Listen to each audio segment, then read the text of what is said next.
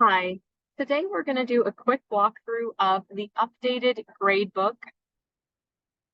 As you can see, it looks slightly differently than it used to. Now we have the apply filters down here. And if we go to gradebook, we can look at the traditional, the individual, or gradebook history.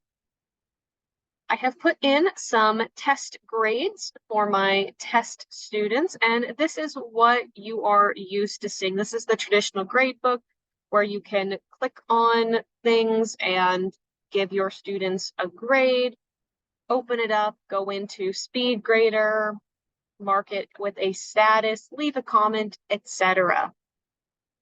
So we're not going to look too much at that today. Whoops. We are going to be looking more at the filters, the individual gradebook, and the grade history. So we're going to start in the traditional and then move down here to the individual. You can see that it looks a little bit different than you're used to. And then we will move on to gradebook history. So let's get back to that traditional gradebook. As always, you can search for students or assignments, but now we have these additional filters. So if you would like to filter by module, so let's say it's the beginning of week 2 and you want to make sure everyone has everything done for week 1, we can click on that module 1 and it will show us just the assignments that were due here in module 1. And our total score over here.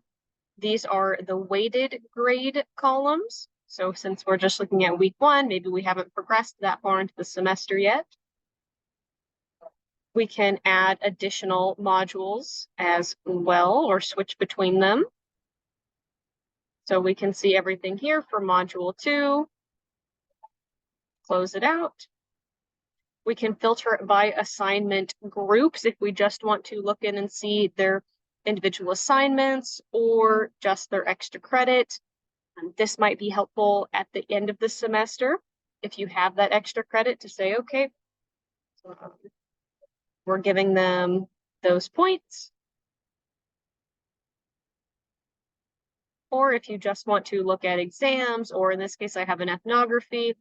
If I'm just grading the ethnography and the videos, paper preview, etc., then I can go ahead and put those grades in.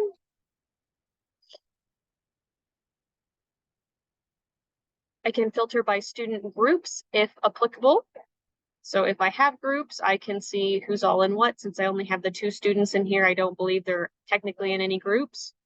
I can filter by status to see if there's any missing assignments, if there's any that were resubmitted, dropped, excused, late. Since I just have the test students in here, there are none. I can look at submissions, so has ungraded submissions, has submissions, unposted grades. If that's something that you use in your class is you wait to post the grades until a certain time, then you can filter by those to make sure that you remember to post them. Or if there are no submissions, so like these, we can see there are no submissions. And we can filter it by start and end date. So since these are all, I think these due dates are a little bit wonky. I'm not sure exactly what dates I would need to have to do that one for this particular class. But that is the new filters for Gradebook. And as always, you can go over here to settings. You can automatically apply a grade for missing and say we're going to give that 0. Automatically apply a deduction. Grade posting policy. This is your manually posted ones where you would be able to go and filter by those unposted grades. And then your view options for your default order. You can arrange by due date, points, module, first to last. Most people, I think, tend to do due date or module. Show unpublished assignments, show any notes. You can hide group totals, hide override columns. And if you would like to, you can change the colors on these. Now we're going to move over to this individual gradebook view. So we start by selecting our section. We can sort assignments by due date, alphabetically, or assignment group. We can choose some of these other options if we would like to hide student names. Of course, we have our download options, but we're going to go down here. We're going to select a demo.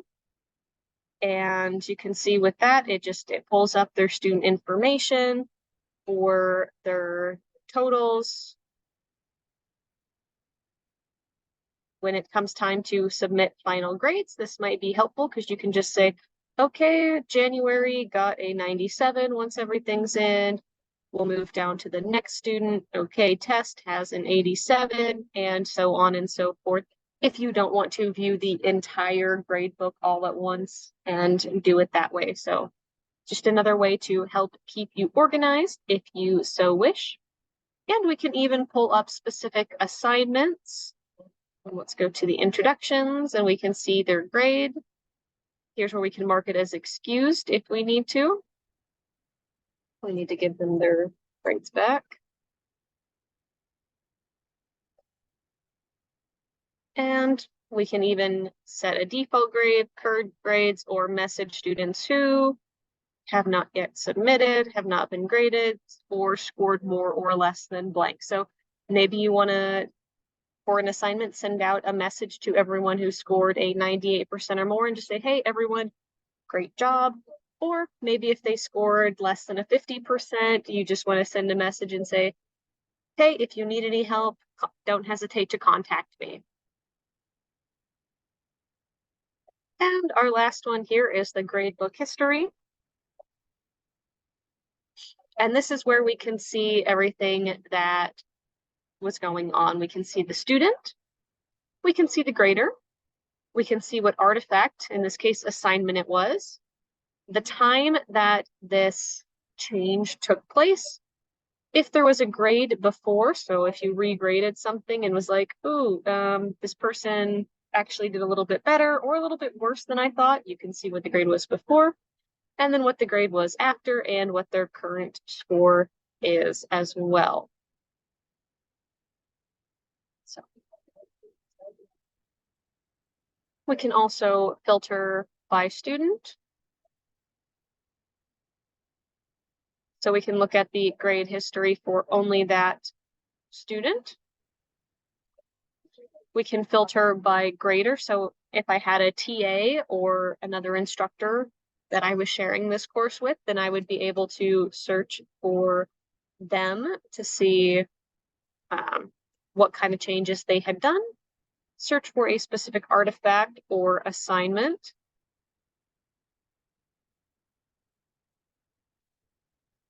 or look at start and end date.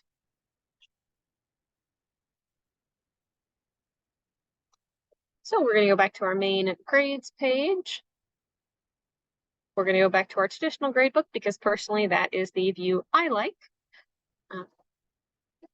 And if you have any questions, comments, or concerns, don't hesitate to ask and check out the Canvas instructor guides for more information. Thanks.